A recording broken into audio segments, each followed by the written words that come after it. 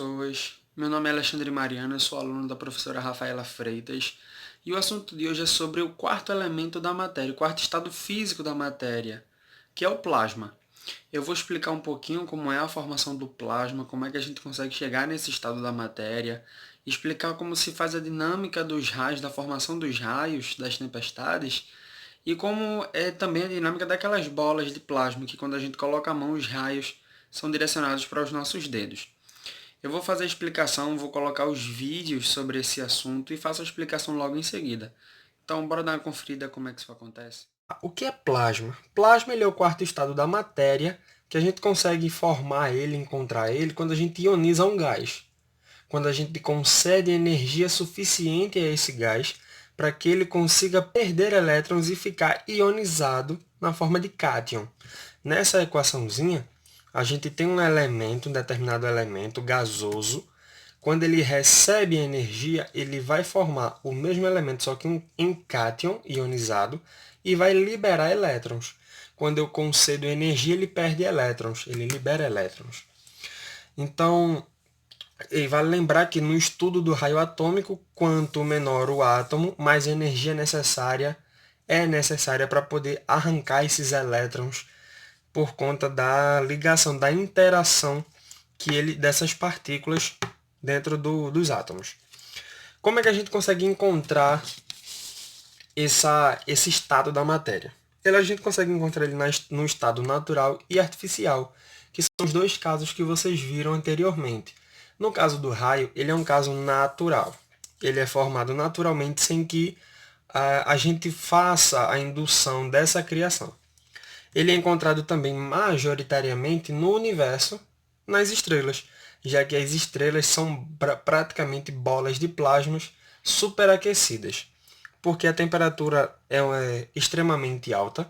Por ser uma temperatura alta, a gente consegue ionizar o gás ao redor dessa estrela. E fazendo a ionização, ele vira plasma. O gás ionizado vira plasma. O plasma, quando ele tem essa perda de elétrons e fica ionizado, ele vai possuir os átomos do gás específico que está sendo tratado, vai ter o gás ionizado e vai ter o elétron. Exemplo, eu tenho uma lâmpada, essa lâmpada ela tem gás argônio, por exemplo, um gás nobre argônio. Ele foi plasmolizado, só que ele foi ionizado, né? Virou plasma. Eu tenho átomos desse gás, do gás argônio, eu tenho ele ionizado e eu tenho os elétrons que saiu desses átomos que foram ionizados. Isso é mais ou menos o que acontece no caso natural.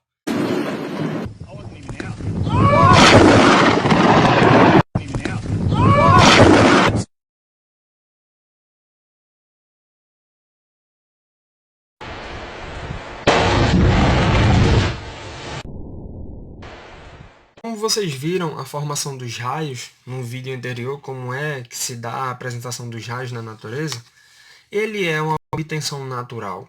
E como é que acontece? Quando tem essas tempestades elétricas, as nuvens ficam carregadas eletricamente, por conta do atrito que ocorre no interior dela, por conta dos granitos, moléculas de água e etc.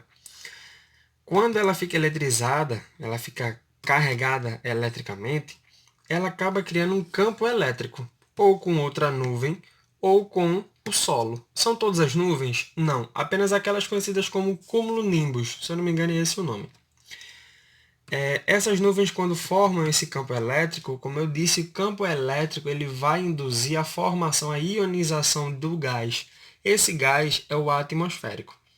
Quando o ar atmosférico ele foi ionizado e virar plasma, o gás ele é dielétrico, ou seja, ele não é condutor de eletricidade. Mas o plasma ele é. Então, quando esse gás que é dielétrico ele vira plasma, ele consegue agora, tem a propriedade de transportar elétrons, ele agora é condutor de energia. Então, vamos supor que o campo elétrico foi criado entre a nuvem e o solo.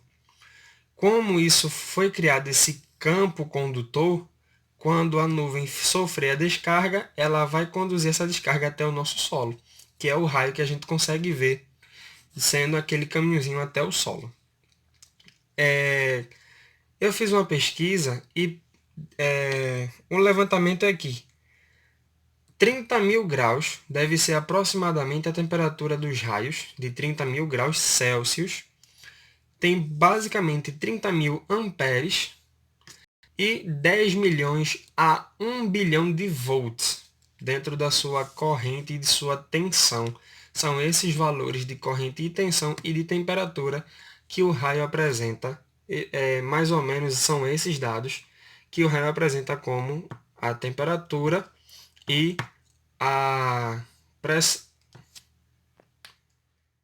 artificial. A gente consegue encontrar ele em fogão elétrico, lâmpada de mercúrio, que antigamente era usado na iluminação pública, bola de plasma e etc. A bola de plasma é aquela bola que tem raios roxos ou de algumas outras cores, que quando a gente encosta a mão eles são direcionados para os nossos dedos. E ainda por indução de diferença de polo, diferença de potencial. Quando eu tenho dois polos e eu faço a indução desses polos, ele vai ter uma diferença de potencial e essa DDP ele vai acabar gerando um campo elétrico. Esse campo elétrico, se ele tiver uma força suficientemente grande, ele consegue ionizar o gás presente naquele local e ionizando o gás ele vira plasma. Isso é uma das formas de obtenção do plasma de forma natural e artificial.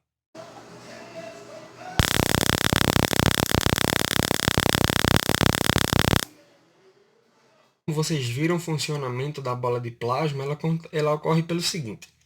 Aquele eletrodo central, que é tem uma hastezinha preta segurando meio que uma bolinha roxa, aquilo ali é um bulbo central, é uma estrutura, um eletrodo central, onde vai ter uma diferença de potencial naquele eletrodo.